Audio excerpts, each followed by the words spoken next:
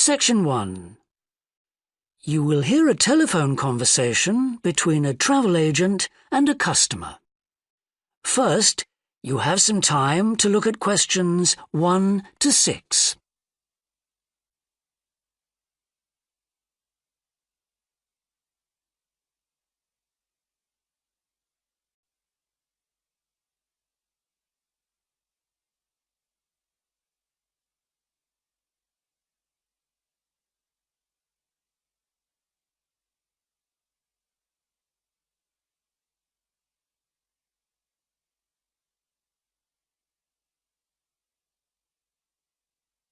You will see that there is an example that has been done for you. On this occasion only, the conversation relating to this will be played first. Good morning, World Tours. My name is Jamie. How can I help you? Good morning. I want some information on self-drive tours in the USA. Could you send me a brochure? Of course. Could I have your name, please? Andrea Brown. The customer's name is Andrea Brown, so Brown has been written in the space. Now we shall begin. You should answer the questions as you listen, because you will not hear the recording a second time.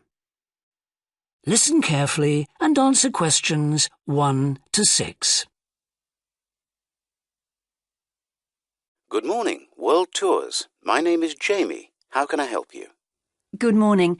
I want some information on self-drive tours in the USA. Could you send me a brochure? Of course. Could I have your name, please? Andrea Brown. Thank you. And your address? 24 Ardley Road. Can you spell that? Ardleigh Road. Postcode? BH5 2OP. Thanks. And can I have your phone number? Is a mobile all right? Fine. It's 07786 643 091. Thank you. And can I ask you where you heard about World Tours? From a friend, or did you see an advert somewhere? No, I read about you in the newspaper. OK, I'll get brochures in the post to you, but can I give you some information over the phone? What kinds of things do you want to do on your holiday? I'm interested in going to California with my family. I've got 2 children, and we want to hire a car. OK, we have a couple of self-drive tours there, visiting different places of interest in California. The first one begins in Los Angeles, and there's plenty of time to visit some of the theme parks there. That's something on my children's list, so I'd want to include that. Good. Then you drive to San Francisco. From San Francisco, you can drive to Yosemite Park, where you spend a couple of nights. You can choose to stay in a lodge or on the campsite. I don't like the idea of staying in a tent. It'd be too hot. Right. And the tour ends in Las Vegas. OK. The other trip we can arrange is slightly different. It starts in San Francisco, then you drive south to Cambria. Someone told me there's a really nice castle near Cambria. Will we go near that? Hearst Castle is on that road, so you could stop there. Good. I'd like to do that. Does this trip also go into the desert? No, it continues to Santa Monica, where most people like to stop and do some shopping. We have enough of that at home, so that doesn't interest us. OK. Well, you could go straight on to San Diego. That's good for beaches, isn't it? That's right. That's a good place to relax, and your children might like to visit the zoo before flying home. I don't think so. We want some time for sunbathing and swimming. Before you hear the rest of the conversation, you have some time to look at questions 7 to 10.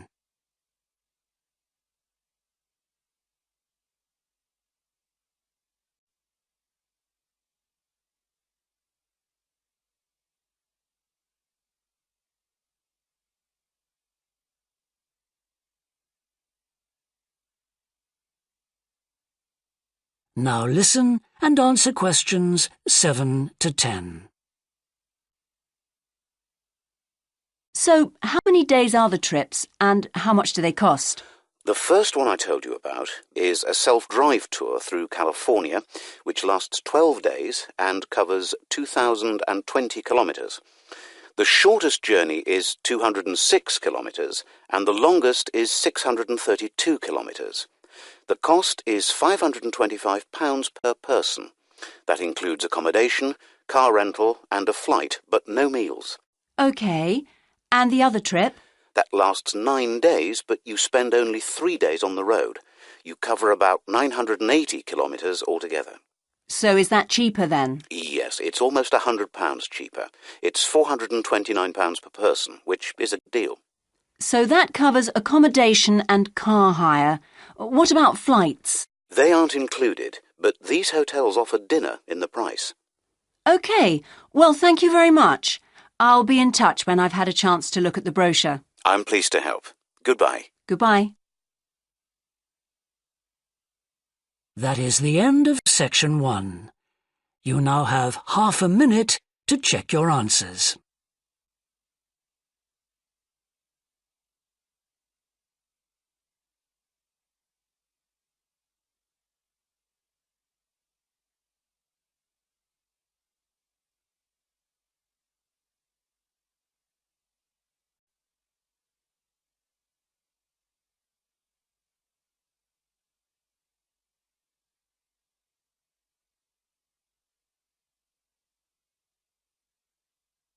Now turn to section 2.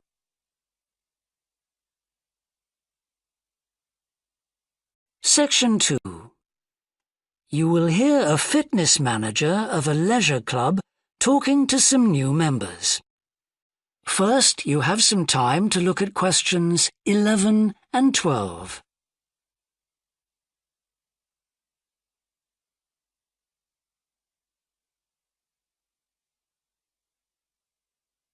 Now listen and answer questions 11 and 12.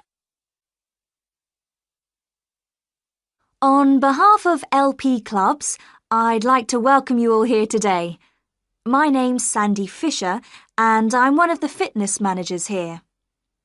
Before we start our tour of the club, I'll just run through some basic information about the facilities we have here, including recent improvements, and explain the types of membership available. Our greatest asset is probably our swimming pool, which at 25 metres isn't Olympic-sized, but now we've expanded it to 8 lanes, it's much wider. This means there are rarely more than a couple of people at a time in each lane. Unfortunately, there isn't space for an outdoor pool here, but the glass roof on the swimming pool is partly retractable, which means you can enjoy something of the open-air experience on warmer days.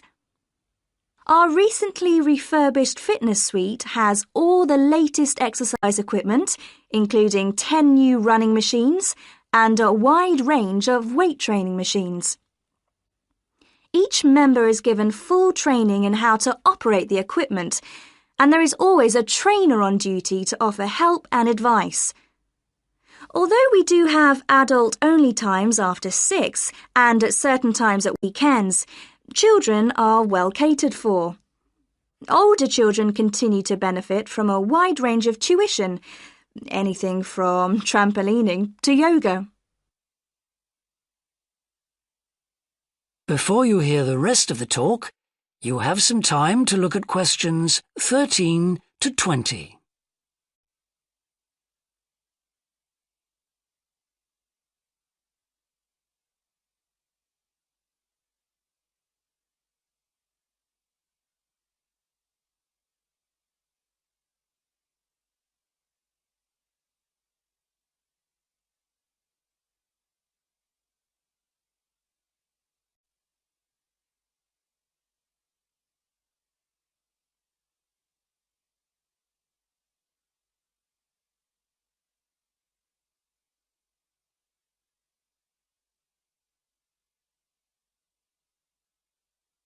Now listen and answer questions 13 to 20. One thing all our members appreciate about us is that we take very good care of them. This starts on day 1 with your personal assessment. You are asked to fill in a questionnaire giving details of any health problems. One of our personal trainers will then go through this with you. The trainer will then take you through the safety rules for using the equipment in the fitness suite. During your next exercise session, a personal trainer will work with you to make sure you understand these. It's very important to do this because we really do want to avoid having any sports injuries. There's a lot more to looking after yourself than simply lifting weights. At the end of the personal assessment, the trainer will draw up a plan outlining what you should try to achieve within a 6-week period. This will then be reviewed at the end of the 6 weeks. Now, I'll just quickly run through the types of membership we have available. All members must pay a joining fee of £90 in addition to the rates for the monthly membership fees. Gold membership entitles you to free entry at all LP clubs. There are now LP clubs in all major cities and towns, so if you travel a lot, this will be a great advantage. Individual gold membership costs £50 a month, and joint membership for you and your partner will cost £75. Premium membership is for professional people whose work commitments make it difficult for them to use the club during the day. And so LP gives booking preferences to Premier members at peak times. This means you'll find it easier to book the sessions at times that suit you. Reciprocal arrangements with other LP clubs are available to Premier members. Premier membership is for individuals only, but you'll be sent passes for guests every month. The monthly fee is £65. You don't have to have any special clothes or equipment when you visit the club. We provide robes and hairdryers in the changing rooms, but it's very important to remember your photo card because you won't be able to get in without it. For people who aren't working during the day,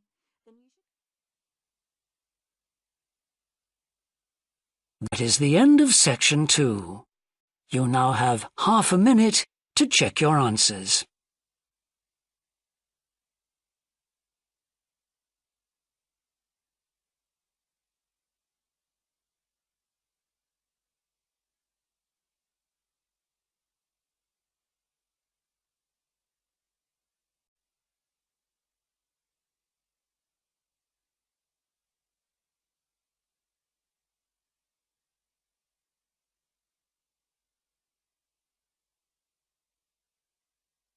Now turn to section 3.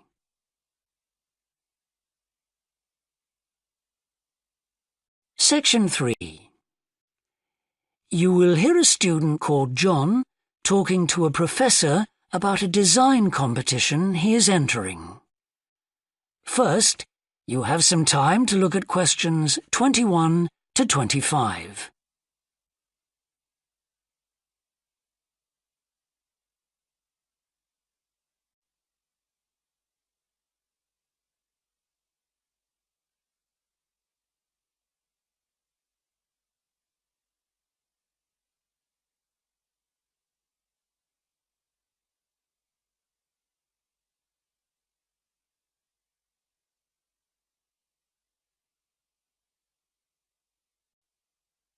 Now listen carefully and answer questions 21 to 25.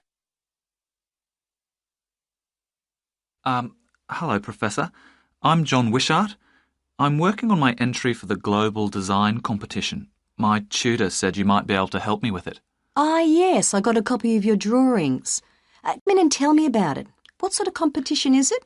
Well, it's an international design competition, and we have to come up with a new design for a typical domestic kitchen appliance. I see. And are there any special conditions? Does it have to save energy, for example? Actually, that was the focus in last year's competition. This year's different. We have to adopt an innovative approach to existing technology, using it in a way that hasn't been thought of before. I see. That sounds tricky. And what kitchen appliance have you chosen? Well, I decided to choose the dishwasher. Interesting. What made you choose that?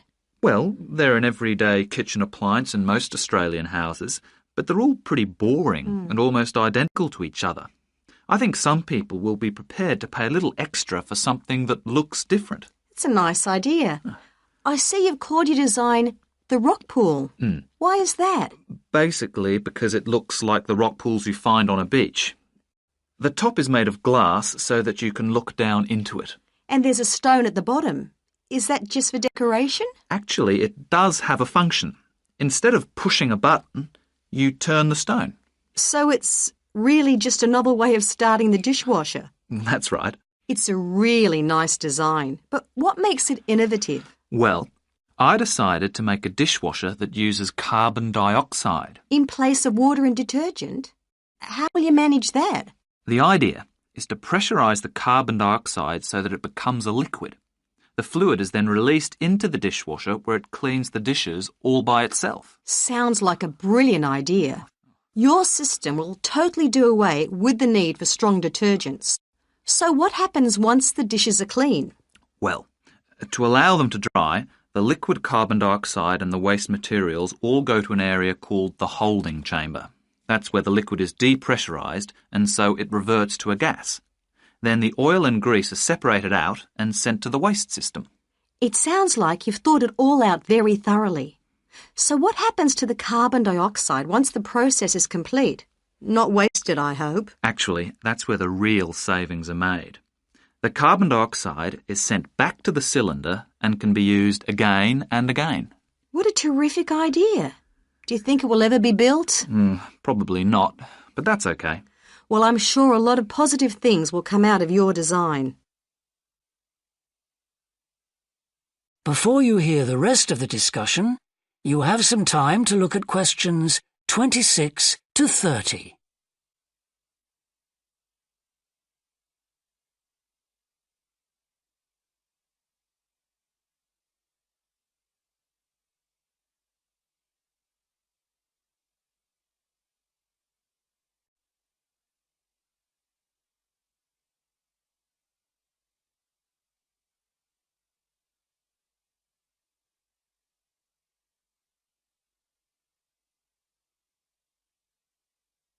Now listen and answer questions 26 to 30.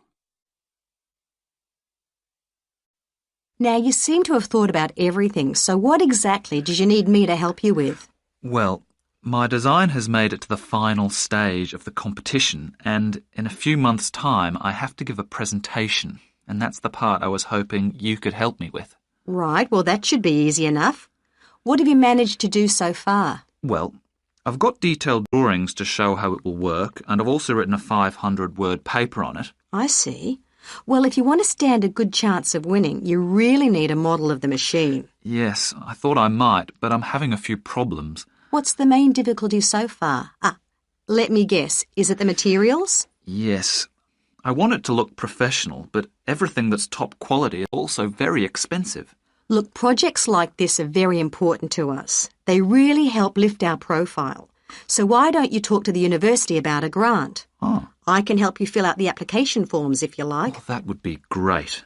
You'd better show me this paper you've written as well. For a global competition such as this, you need to make sure the technical details you've given are accurate and thorough. Oh, that would be a great help. Is there anything else I can do? Well, I'm really nervous.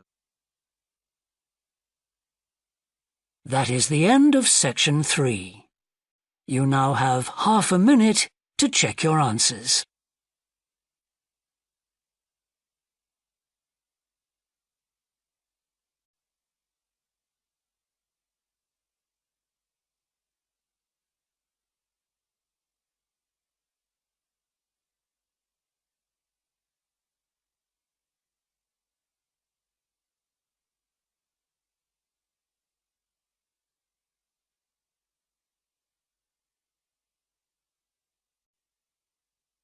Now turn to section 4.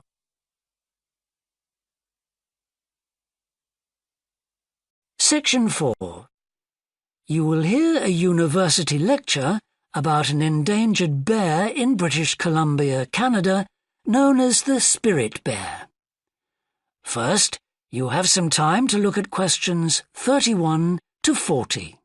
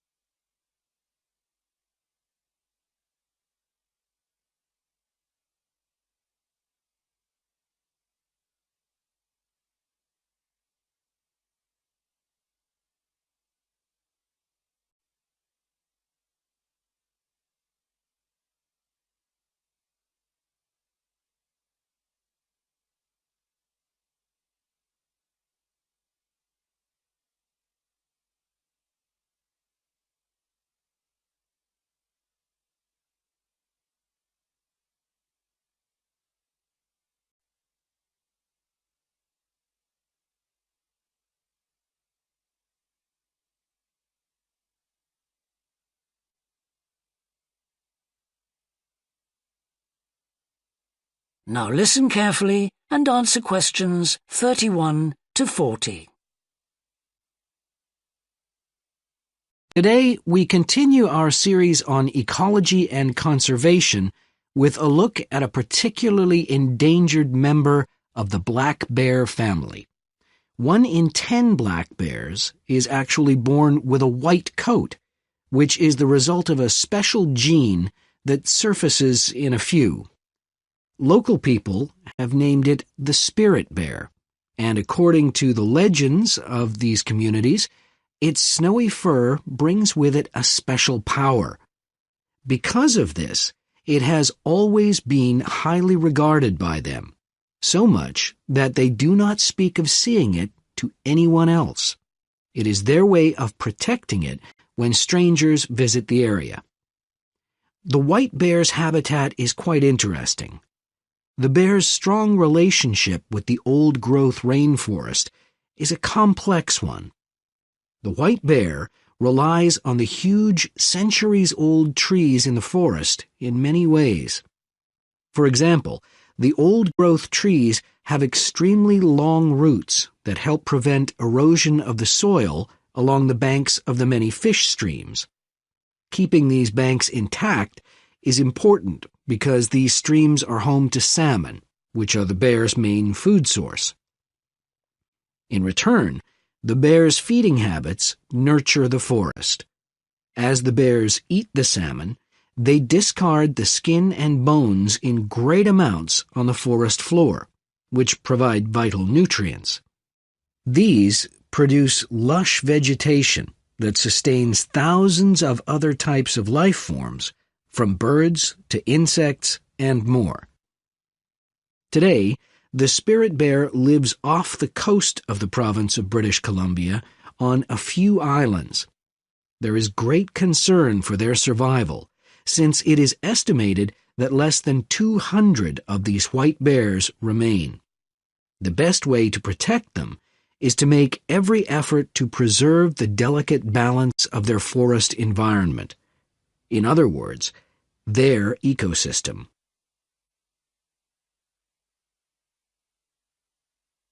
The greatest threat to the bear's existence is the loss of its habitat. Over many years, logging companies have stripped the land by cutting down a large number of trees. In addition, they have built roads which have fractured the areas where the bear usually feeds, and many hibernation sites have also been lost. The logging of the trees along the streams has damaged the places where the bears fish. To make matters worse, the number of salmon in those streams is declining because there is no legal limit on fishing at the moment. All these influences have a negative impact on the spirit bear's very existence, which is made all the more fragile by the fact that reproduction among these bears has always been disappointingly low. And so, what's the situation going forward? Community organizations, environmental groups, and the British Columbia government are now working together on the problem. The government is now requiring logging companies to adopt a better logging method, which is a positive step. However, these measures alone may not be sufficient to ensure a healthy population of the spirit bear in the future. Other steps also need to be taken. While it is important to maintain the spirit bear's habitat, there also needs to be more emphasis on its expansion. The move is justified as it will also create space for other bears that are losing their homes to damage. That is the end of section 4. You now have half a minute to check your answers.